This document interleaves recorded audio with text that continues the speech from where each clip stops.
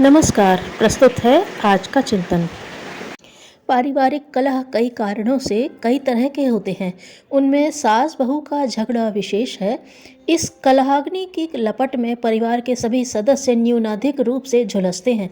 इसके दुष्परिणाम स्वरूप पिता पुत्र, माँ बेटे, पति पत्नी, भाई भाई के संबंध खराब हो जाते हैं। पारिवारिक सुख शांति की हरियाली नष्ट हो जाती है। घर में दिन रात कलह का वातावरण बना रहता है। सास बहू का यह सत्यानाशी झगड़ा किन कारणों से होता है, यह पक्ष विचारणीय है। अधिकतर इसकी जिम्मेदारी सास पर होती है। प्रत्येक माँ अपने बेटे के विवाह के पूर्व ही काल्पनिक सुखों के स्वप्न संजोए रहती है। इन्हें साकार रूप में देखने के लिए बहू के स्वागत के लिए तत्पर रहती है। बेटे के विवाह के बाद भी सास के विचार इसी तरह बने रह सके तो पूर्व संचित कल्पनाओं का साकार स्वरूप जीवन व्यवहार में उतर आना कोई कठिन बात नहीं, न ही असंभव है। लेकिन कुछ व्यक्तिगत स्वार्थ और मूढ़ मान्यताओं के रोड़े इन काल्पनिक महलों को ढा देते हैं। इन्हीं कारणों से कलह फैलता है। यह बात सत्य है कि ताली दोनों हाथों से बजती है, पक्षी दोनों पंखों से ही उड़ान भरता है, रथ दोनों पहियों से ही चलता है। दो वस्तुओं के घर्षण से ही शक्ति पैदा होती है। उसी तरह सास बहू के झगड़े में भी न्यूनाधिक रूप से दोनों ही पक्षों का दायित्व रहता है। यदि इनमें से कोई एक भी पक्ष अपने स्वाभिमान स्वार्थ को कम कर सहयोग, आत्मीयता, सम्मान तथा त्याग का व्यवहार करने लगे तो कोई कारण नहीं कि घर में कलहाग्नि जलती ही रहे। एक पक्ष किसी कारण से गड़बड़ करता भी रहे और दूसरा पक्ष उस आग में घी छोड़ने का काम न करे तो आग थोड़ी ही देर में स्वयं ही बुझ जाएगी तथा शांति का वातावरण बना रहेगा।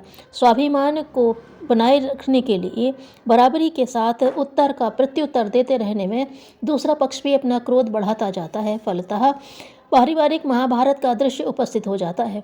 जो सास बहू को पराई समझती है वही बहू को ताड़ना देती है, उसके साथ झगड़ती है।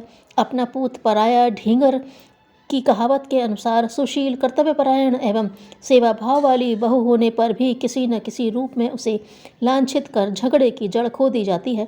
घर का वातावरण ऐसा बना दिया जाता है कि बहू को उस आग में जलने के लिए बाध्य हो जाना पड़ता है।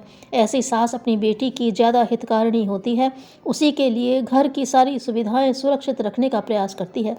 इसमें बहू उन्हें बाधक दिखती है, फलतः उसका विरोध किया जाने लगता है।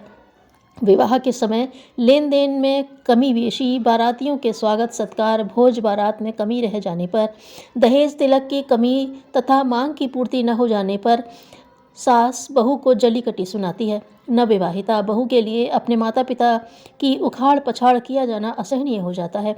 मर्यादा का पालन करते हुए वह कुछ दिनों तक विष के घूंट पीकर सहमी रहती है, अपने शील की रक्षा करती रहती है। किंतु जब यह व्यंग अपनी सीमा पार कर लेता है तो बहू के पास उसका उत्तर देना ही शेष रह जाता है। इस ढाल से वह अपने पीहर की मर्यादा बचाने का प्रयास करती है। इन बातों की मार काट में ही गृह कलह का उग्र रूप सामने आ जाता है। प्रगतिशील विचारधारा वाली शिक्षित बहू के व्यवहार प्राचीन रूढ़ियों के शिकंजे में फंसी सास को पसंद नहीं आते। उसके नव आदर्शों को देखकर वह आग बबूला होती रहती है। अपने पति के साथ हंसना बोलना, मनोरंजन करना, अध्ययन करना, पास पड़ोस की महिलाओं के साथ वार्ता करना, उनके साथ हेल मेल बढ़ाना तथा अन्य व्यवहार उसे फूटी आंख नहीं सुहाते। सास अपनी पुरानी रूढ़ियों को छोड़ना नहीं चाहती और बहू को अपने चरण चिन्हों का अनुगमन करने के लिए कहती है, इसके लिए बाध्य करती है। उसकी स्वच्छंदता को वह हर किसी हद तक क्षमा नहीं कर सकती। इन्हीं बातों को लेकर वह बहू को डांटती है, गाली देती है तथा जमाने का रोना रोती रहती है। किसी परिवार में मूढ़ मान्यताओं के कारण भी कलह पैदा होती है। गरीबी, घर में चोरी, किसी की मृत्यु, धन जन की हानि, फसल में घाटा, व्यापार में हानि, पढ़ाई या तरक्की में रुकावट, प्रकृति प्रकोप, हारी बीमारी, दुर्घटना आदि को बहू के आगमन तथा उसकी छाया के साथ जोड़ दिया जाता है। किसी सयाने या ओझा से इस बात की वे साक्षी भी प्राप्त कर लेती है। इस भ्रम में फंसकर बहू के अन्य अनेक गुणों पर पर्दा डालकर प्रत्येक कार्यों में बुराई ही देखी जाती है।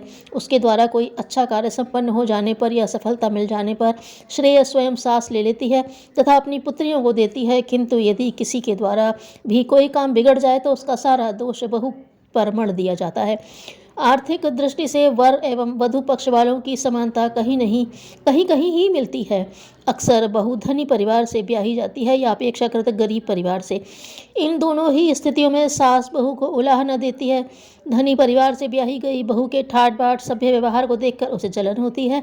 उसे यह आशंका बनी रहती है कि परिवार के अन्य सदस्यों की दृष्टि में बहू की इज्जत बढ़ न जाए, जिससे स्वयं की इज्जत कम हो जाएगी।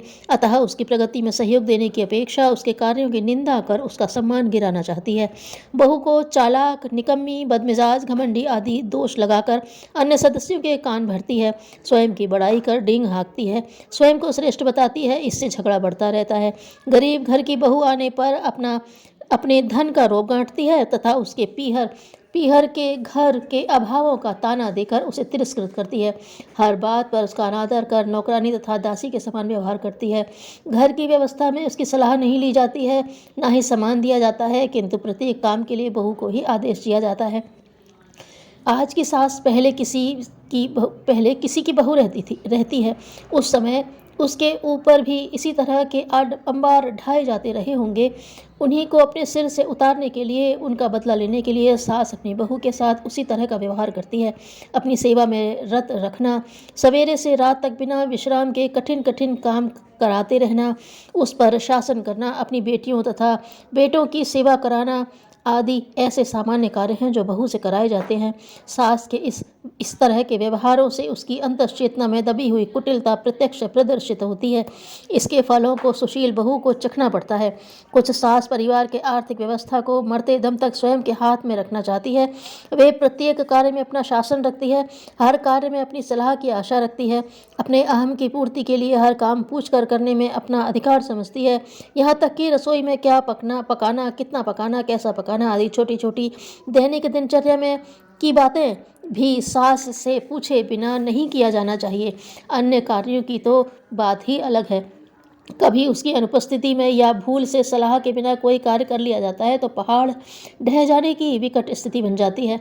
इस तरह सास अपनी बहू से दिन रात खटपट करती हुई परिवार की भावी गृह स्वामिनी के जीवन में विष घोल कर रख देती है। प्रतिदिन के झगड़े झंझट से बहू का जीवन दूभर हो जाता है। कई बहुओं को इसी कारण मारपीट जैसे साधारण दुष्कृत्यों से लेकर हत्या तक की जीवन नाशिनी यातनाएं सहनी पड़ती हैं। झगड़े की इस विष बेल को काटने, इस समस्या को सुलझाने की कोई तरकीब सोचे बिना पारिवारिक स्थिति सुदृढ़ नहीं बन सकती।